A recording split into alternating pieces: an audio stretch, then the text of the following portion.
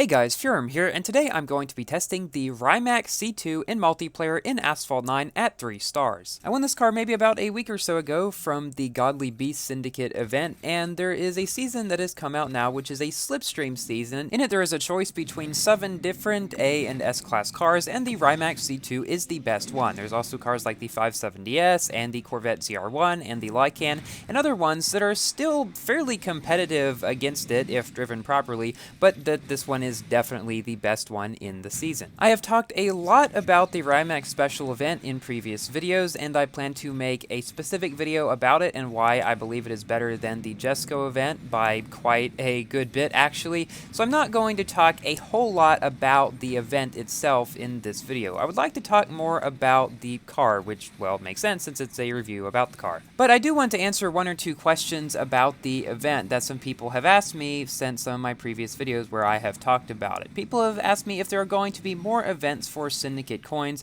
perhaps even just more events like the ones that me and Alex had a little while back. And the answer is no, I do not believe there are going to be any more events to get Syndicate coins or ones for blueprints like that. I think those are past at this point. Something else, if you make it all the way to Regnant Octopus 4 and do not have enough Syndicate coins in order to 3-star and fully upgrade 3-star this car, and you have played all the pinned missions, yes, you do have to grind the Hazard 2 races in Regnant Octopus 4. I know it takes a long time, but if that's the situation you're in and you already have bought all 4 of the relay packs, which is like 5,000 tokens, there's really nothing else you can do in order to get more Syndicate coins that you may need. Thankfully, my luck was just enough that I did not have to do that. After I did all the pinned missions and everything leading up to Regnant Octopus 4, I 3-starred this car and fully upgraded it to 3-star as well, and I had, I kid you not, between 2,000 and 3,000 Syndicate coins left. If I had had to buy one more pack for any of the cars in the event, I would have had to grind some of the Hazard Level 2 races. So that was nice, but it was so close, and I knew it was going to be close leading up to it because I was kind of calculating out in my head how many more Syndicate coins I would need, how many I would get, and it was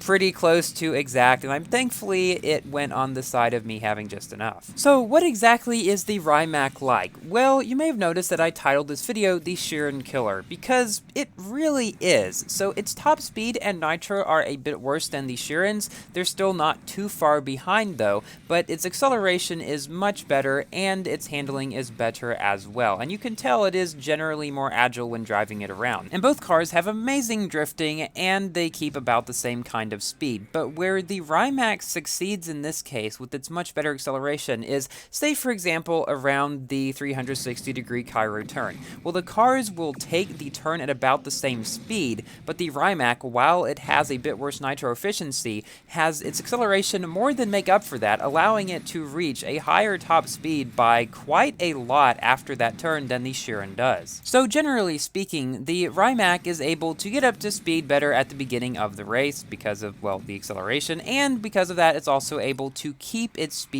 better throughout the race. And if you think about it, the CHIRON's better top speed by about 13 miles per hour does not actually really come into play hardly any time at all. Supersonic made a video comparing the Max Gold Rimac C2 with the Max Gold CHIRON, and the Rimac beat the CHIRON on 1,000 Minarets, which has that 360-degree turn, by about a second. And the thing is, neither of the cars ever reached their full top speed on the ground throughout that race. The only times when they really maxed out is when they were in the air, and even then it was only for a little bit. There will need to be some more tests done on different tracks, and I do think that the CHIRON in the hands of some pro players could definitely do better than the Rimac on many tracks.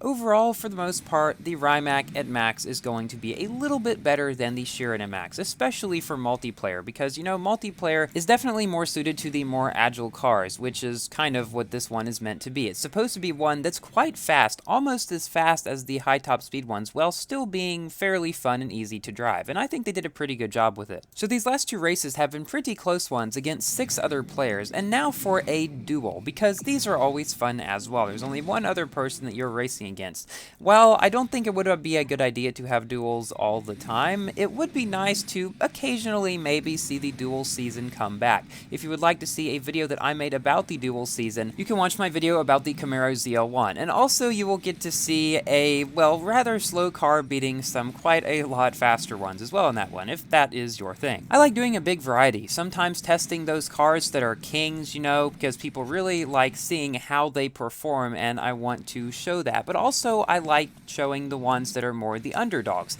that maybe are more beginner cars that a lot more people are able to actually get their hands on, and show that while they may not be as good as some of the ones that are harder to get and that are rarer for people to have, they can still do very well a lot of the time. So I try to strike a pretty good balance on my channel between those. And there are many more multiplayer videos soon to come. So we got ahead of this Lycan earlier in the race, but then he caught up really fast and then fell out of the map after going on top of me, thankfully not knocking me down. I don't know, I've had a bit weird luck with knockdowns this season. Sometimes somebody can go on top of me for seconds and I don't get knocked down, but other times they just touch me and I explode. It's really weird. But here, thankfully it worked in our favor. So one interesting thing about this season is that the second best car, which is the Zenvo TS1, is actually a decent competitor to this one. Now most people who have the Zenvo only have it at 1 or 2 stars, which is why most of them that you will see will be around like 3700 rank or something like that, whereas most of the Rimacs are going to be 4,000 to 4,300-ish rank like mine is at. Now, if you have been in the Asphalt 9 communities for any decent length of time, you probably have seen that people generally do not really like slipstream or slipstream seasons. I think they are fun to have occasionally, and I don't think GameLoft should stop doing them. They really bring a new aspect to it, something different to keep multiplayer even more interesting. But one thing that I wish they would bring back, and they did have this once or twice, is unbreakable slipstream seasons. I know, people are going to complain about being bumped and just not being able to knock down anybody, but I feel like it would make the races more fun, at least that way, because in this case, there's so many times where you're going along with a bunch of slipstream people, and then it's just a big mosh pit of knockdowns with the few people that may not be in shockwave all the time. I would rather be knocked around a bit, or perhaps get slowed down when I touch someone from behind, than be knocked down myself every other race, which is what it kinda seemed like what happened in this season. Now in this race, we are facing another 4321 rank Rimac C2, so exactly the same as me. Now, I'm sure you guys probably know at this point some of the strategies with slipstream seasons, but there are a couple more that I have actually found throughout the season, especially with the high top speed cars.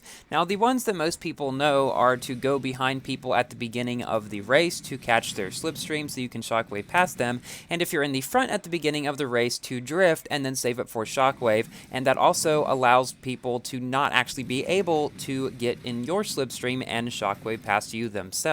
But I have found another interesting strategy that I've used some while driving this Rimac. If there is, say, a slower car or something that is behind you around a turn, it can actually be to your advantage to let them pass slightly and then ride their slipstream to shockwave past them, and then you'd end up being at a higher speed than you would be otherwise, especially with the Rimac's nitro efficiency not being so amazing, but its top speed and acceleration being quite good. It is a little risky, but I have used it on occasion. Here we do beat this other Rimac.